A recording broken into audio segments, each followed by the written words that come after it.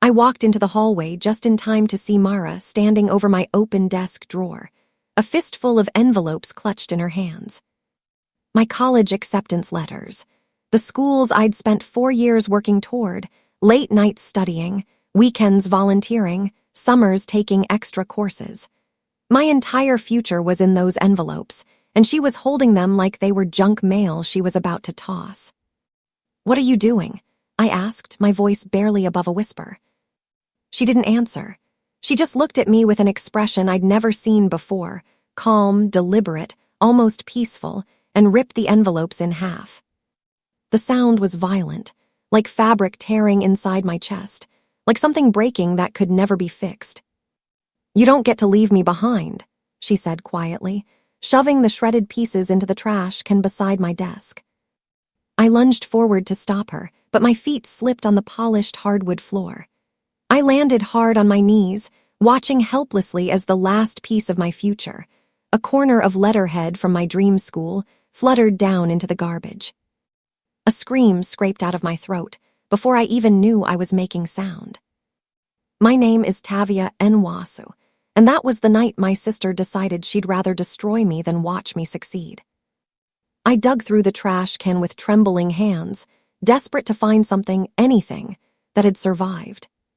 Shredded paper fell through my fingers like confetti, torn pieces of envelopes with my name on them, fragments of letterhead from schools I'd dreamed about since I was 14 years old. Nothing was intact. Nothing could be salvaged or taped back together. Mara stood in the doorway watching me, utterly calm, like she was observing someone swat a fly. Her arms were crossed over her chest, her expression blank and satisfied. "Why?" I asked, my voice cracking. "Why would you do this to me?" She tilted her head slightly, as if the question confused her. "Because you're not better than me," she said simply. "You never were." Before I could respond, my mother appeared in the hallway behind her. She took in the scene, me kneeling on the floor surrounded by torn paper, Mara standing calmly in the doorway, and her face hardened. "Tavia, what is going on in here? Why are you making such a mess?" "She destroyed my acceptance letters," I shouted. "She ripped them up and threw them away." My mother looked at Mara, who shrugged innocently. "I found them already opened," Mara said. "They looked like rejections." My mother sighed and shook her head at me, always causing trouble. The injustice pooled in my chest like poison.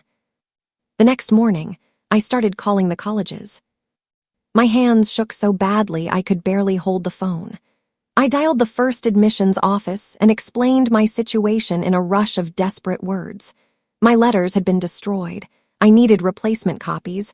I still wanted to attend. Please, could they help me? The admissions officer was polite but firm. "I'm sorry, Ms. Nwasu, but the deadline for confirming enrollment has passed. Your spot has been released to another student." "But it wasn't my fault," I said, my voice breaking. "I didn't know the letters were gone until—" "I understand, and I'm truly sorry, but the decision is final. You're welcome to reapply next year." I called the next school on my list. Same answer. Then the next and the next. Deadline passed, decision final, spot released, reapply next year. By the 5th call, I couldn't speak without crying. I hung up and sat on my bed, staring at the wall. Mara's shadow appeared in my doorway. She'd been listening the whole time, standing just out of sight. "Sounds like it didn't work out," she said softly. That night, I cried so quietly into my pillow that I tasted iron in my throat. I'd worked for 4 years to earn those acceptances. She destroyed them in 4 seconds. At dinner that evening, my mother made her position clear. "Mara told me what really happened," she announced, setting a pot of jollof rice on the table. "She said she found your letters already opened and rejected. She was just cleaning up." I stared at her in disbelief. "That's not true. They were acceptance letters. I showed them to you last week. Don't you remember?" My mother waved her hand dismissively. "You're always exaggerating, Tavia, making everything into a drama." I looked at my father, hopping for support. He sighed heavily and shook his head. "You need to be more careful with important documents," he said. "This is your own fault for being careless. Don't blame your sister for your mistakes. Mara sat across from me eating her rice like she hadn't just burned my future to ashes in front of my face. She didn't smirk or gloat. She didn't need to. She'd already won. I looked around the table at my family, the people who were supposed to protect me, support me, believe me, and realized with cold clarity that I was completely alone. They had chosen her. They would always choose her. Whatever I built from here, I would have to build by myself. 3 days later, I tried one more time to make them understand. I found Mara in the kitchen and confronted her directly.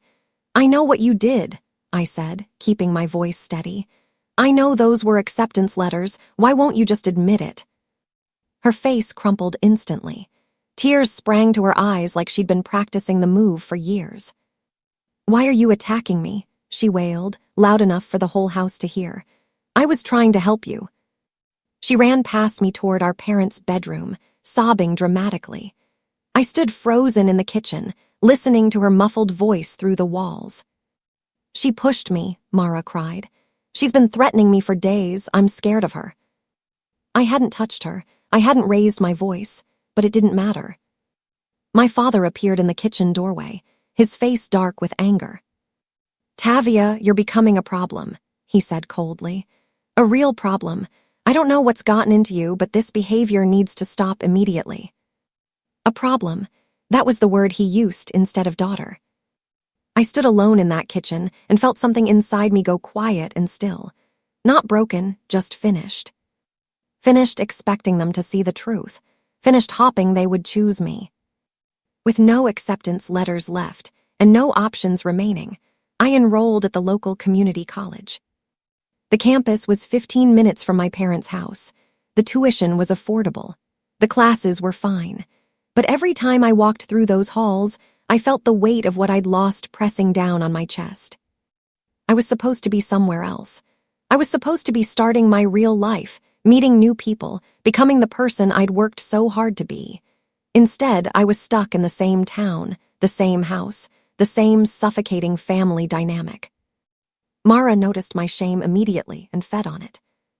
"Look at you, superstar," she said one morning as I gathered my books for class. Her voice was soft, almost gentle, which made it worse. "Community college. I guess we're not so different after all." I bit my tongue so hard it almost bled. I wanted to scream at her. I wanted to tell her exactly what she'd stolen from me and exactly what kind of person that made her.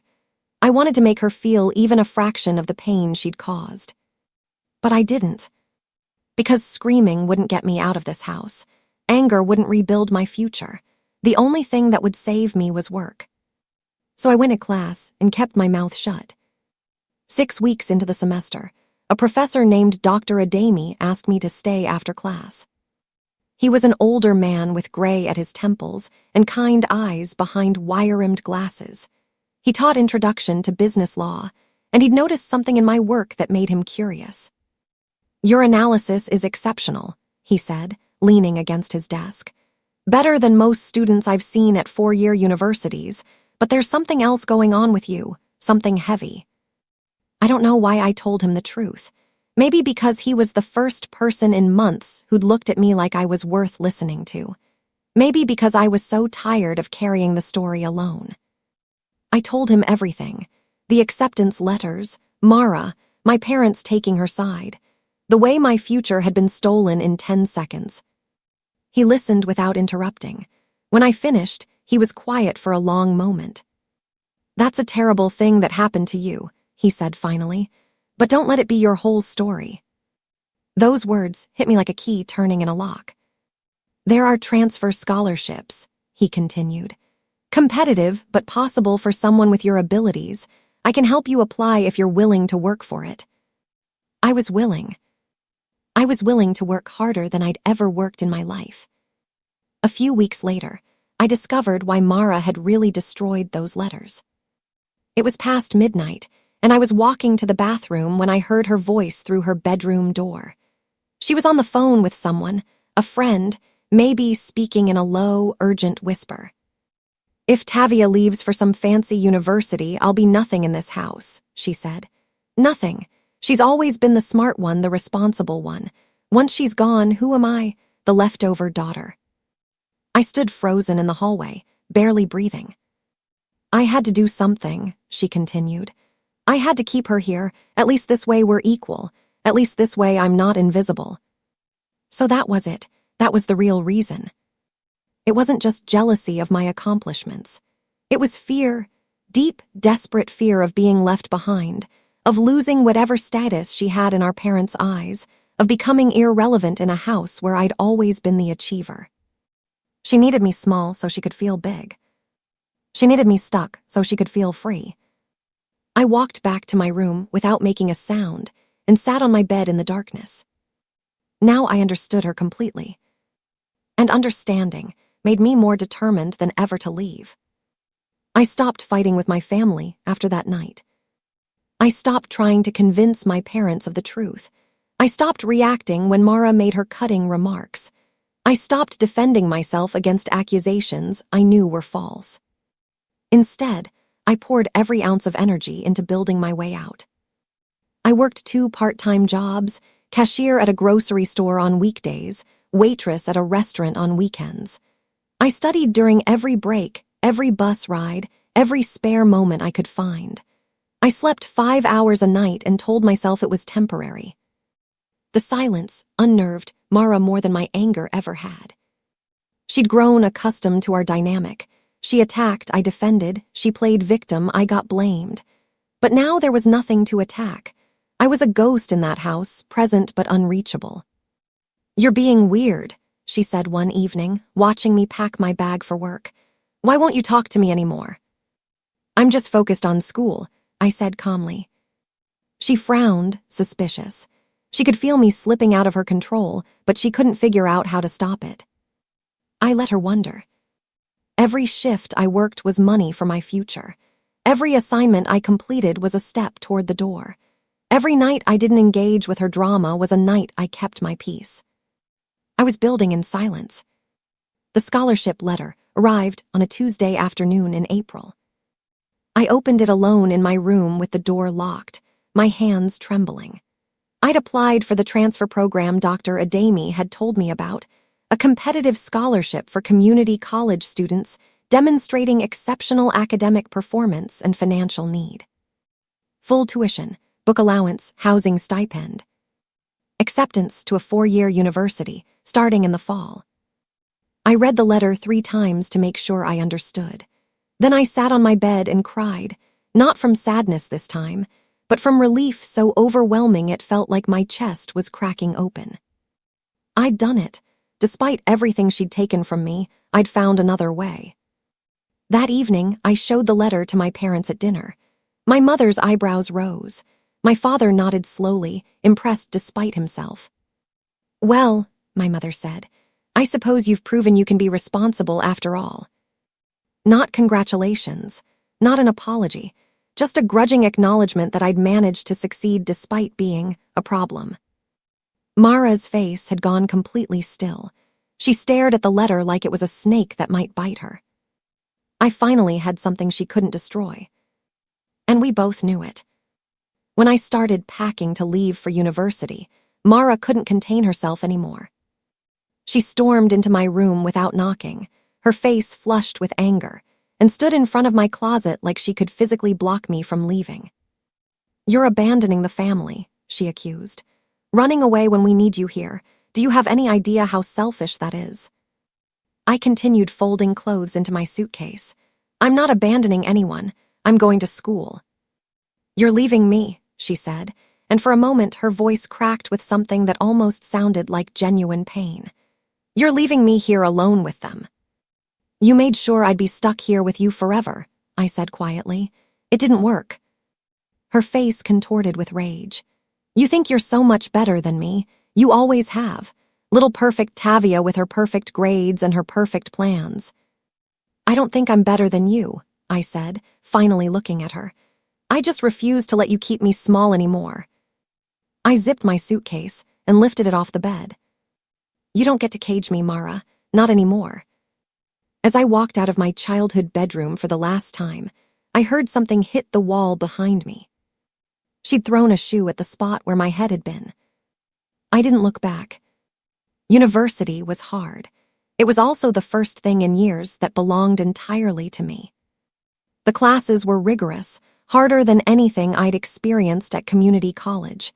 The other students had advantages I didn't: prep school educations, parents who could help with tuition, connections that opened doors. I had none of that. But I had something else. I had 4 years of rage and determination compressed into a diamond hard work ethic that nothing could crack. I studied longer than everyone else. I asked more questions. I went to every office hour, every review session, every networking event.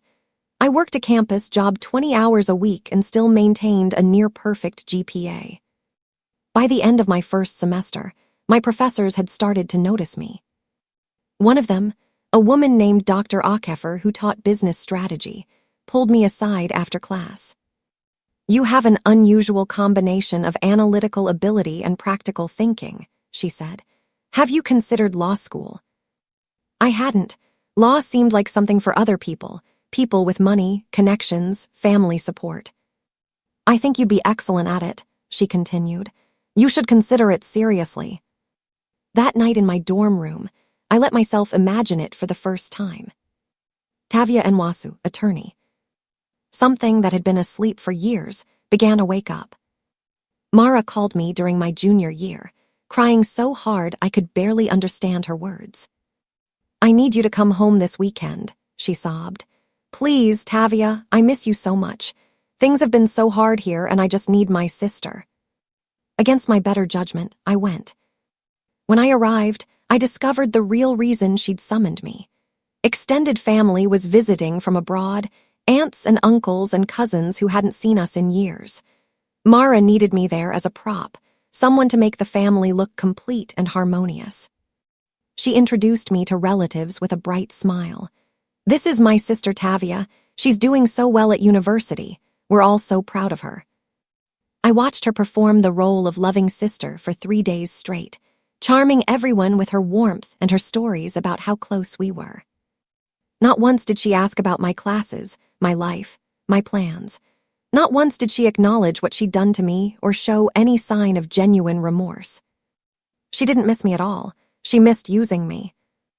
On the drive back to campus, I made a decision. I would be civil to her at family events. I would not be cruel. But I would never again confuse her performance for love. I confronted her before I left that weekend. We were alone in the kitchen, and I decided I wasn't going to pretend anymore. "I know why you really wanted me here," I said quietly. "It wasn't because you missed me. It was because you needed me for appearances." She rolled her eyes. "God, Tavia, you're so dramatic. I was trying to include you in family events and you turn it into some conspiracy." "I'm not angry," I said, and I meant it.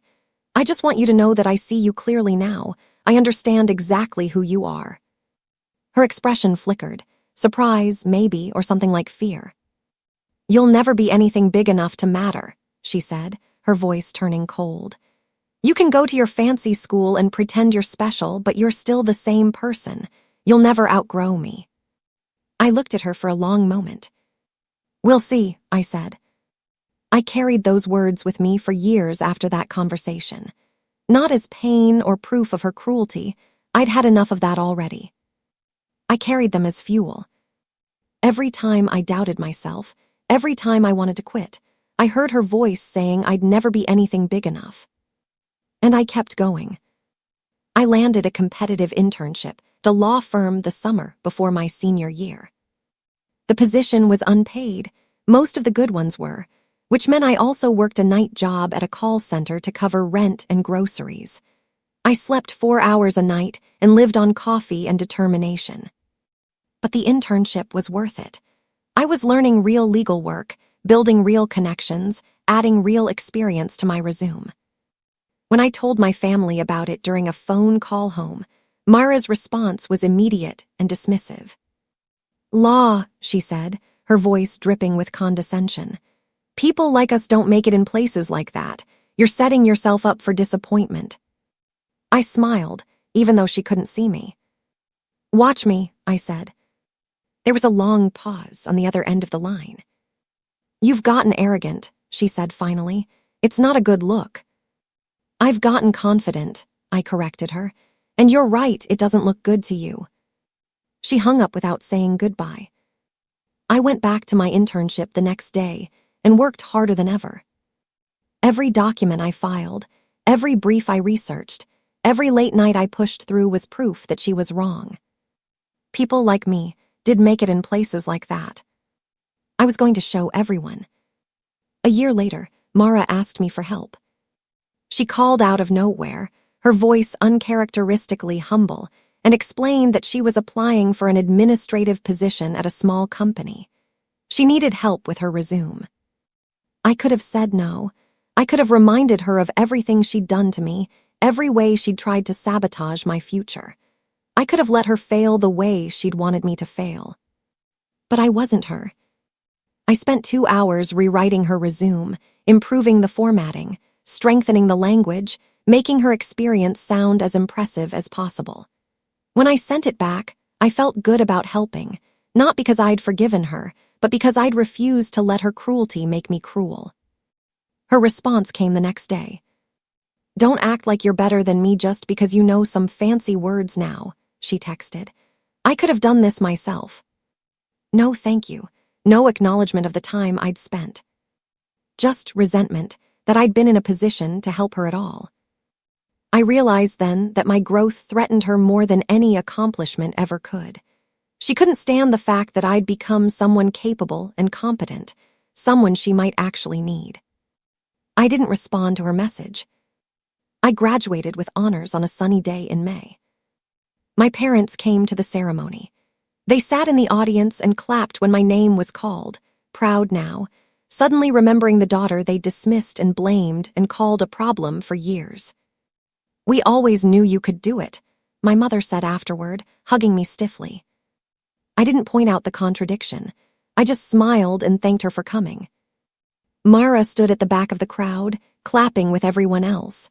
Her smile was too tight, her posture too rigid.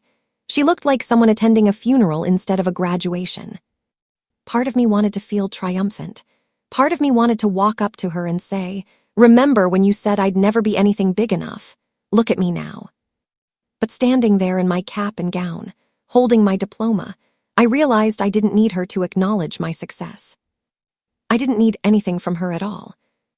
What I felt wasn't triumph. It was something quieter and stranger. Pity.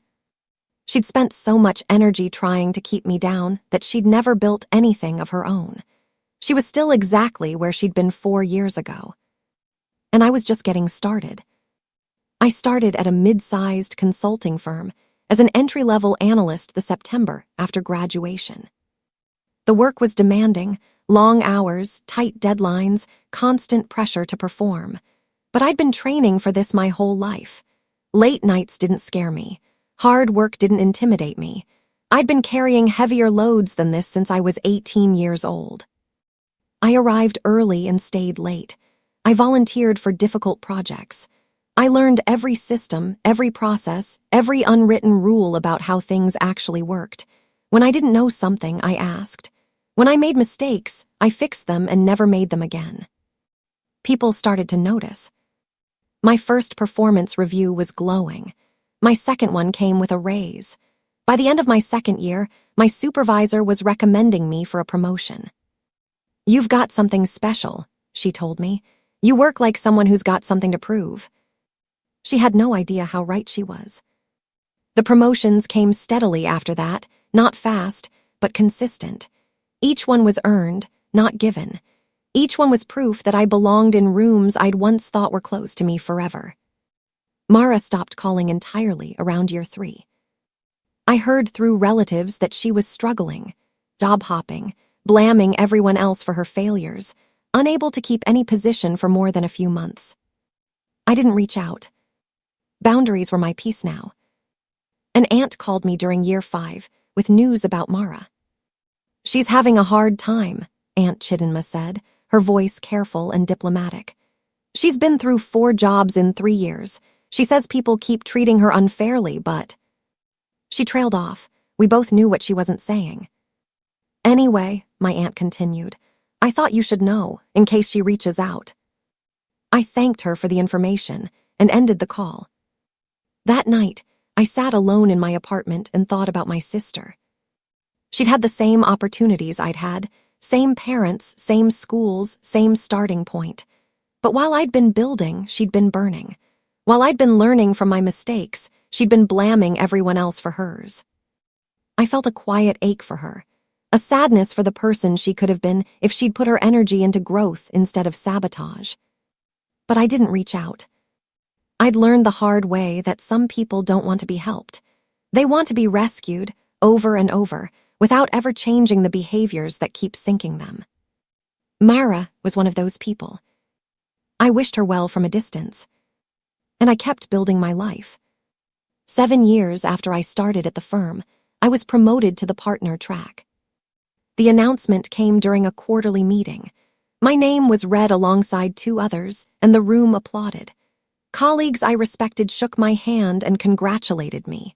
My supervisor, now a mentor and friend, hugged me in the hallway afterward.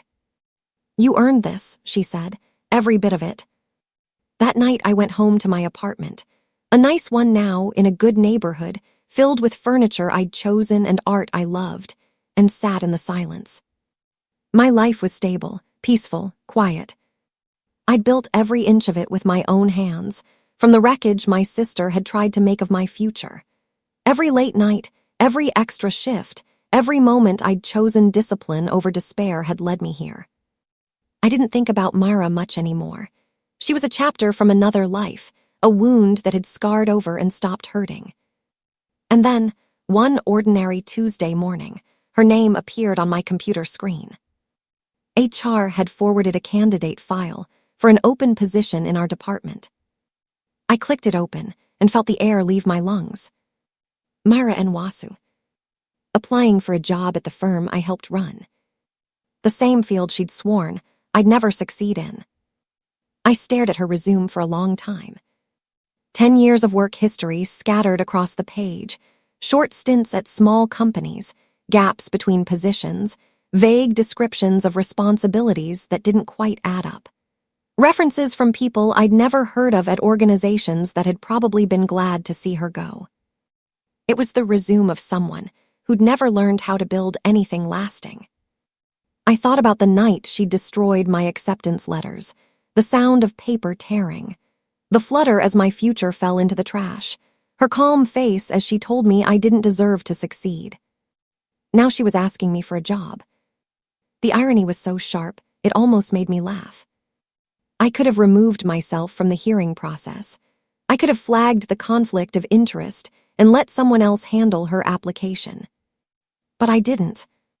Not because I wanted revenge, not because I wanted to humiliate her or watch her fail. I stayed on the interview panel because I wanted to see this through. I wanted to be in that room, calm and professional, and show her exactly who I'd become. The woman she'd tried to destroy. The woman who'd won anyway. HR scheduled Mara for an interview panel 3 days later. I was one of 4 interviewers.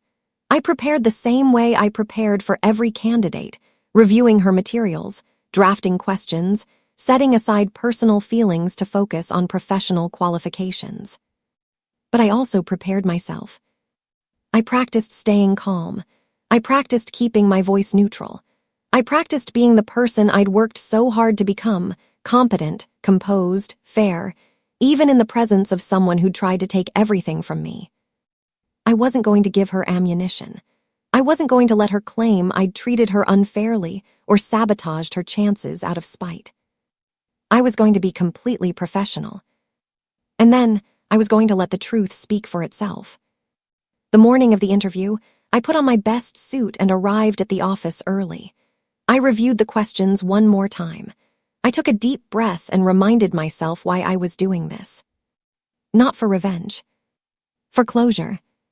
The greatest victory wasn't cruelty. It wasn't humiliation or payback or making her feel the pain she'd caused me. The greatest victory was being everything she'd said I'd never become. With grace. Mara walked into the conference room at exactly 10 a.m. She was dressed professionally, her hair neat, her posture confident, until she saw me sitting at the table with my colleagues. Her face went completely white. "Hello, Mara," I said calmly. "Please have a seat." She sat down like her legs had stopped working properly. Her hands were trembling as she placed her portfolio on the table. She kept glancing at me like she expected me to say something, to acknowledge our history, to excuse myself, to give her some sign of what was about to happen. I gave her nothing. I asked my prepared questions in a neutral, professional tone. I took notes on her answers. I treated her exactly the way I'd treat any other candidate. She stumbled through the interview. Her answers were vague and unfocused. When asked about challenges in previous positions, she blamed former supervisors, former colleagues, former systems, everyone but herself. When asked about specific accomplishments, she couldn't provide concrete examples. My colleagues exchanged glances across the table. Her pattern was undeniable. The resume gaps, the job hopping, the inability to take responsibility for anything. By the end of the interview, it was clear to everyone in the room that she wasn't qualified for the position. She knew it too. And she knew I knew. Mara was waiting for me in the lobby when I left the conference room. She stood near the elevators, clutching her portfolio to her chest like a shield. When she saw me, she stepped forward, blocking my path. "So," she said, her voice bitter and small, "you won. Is that what you wanted? Are you happy now?" I looked at her, really looked, and saw the woman she'd become. Tired, angry, defeated, still blaming everyone else for a life that hadn't turned out the way she'd planned. "This was never a competition, Mara," I said quietly. Her eyes filled with tears, not performance tears, real ones. "Then why does it feel like you beat me?" "Because you were so busy trying to keep me down that you never built anything of your own. You could have done anything with your life. Instead, you spent it making sure I couldn't have mine." She didn't respond. There was nothing to say. "I hope you figure it out," I told her. "I really do, but I can't help you, and I won't pretend we're okay." I stepped around her and pressed the elevator button. She stood there in the lobby as the doors closed between us. That was the last time I saw my sister. She didn't get the job.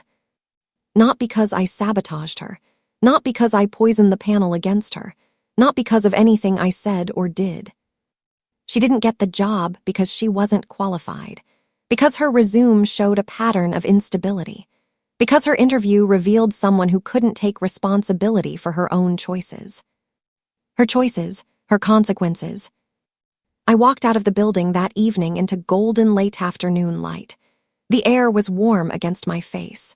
The city hummed around me with the sound of people heading home, living their lives, building their futures. My future wasn't in those envelopes she destroyed 10 years ago.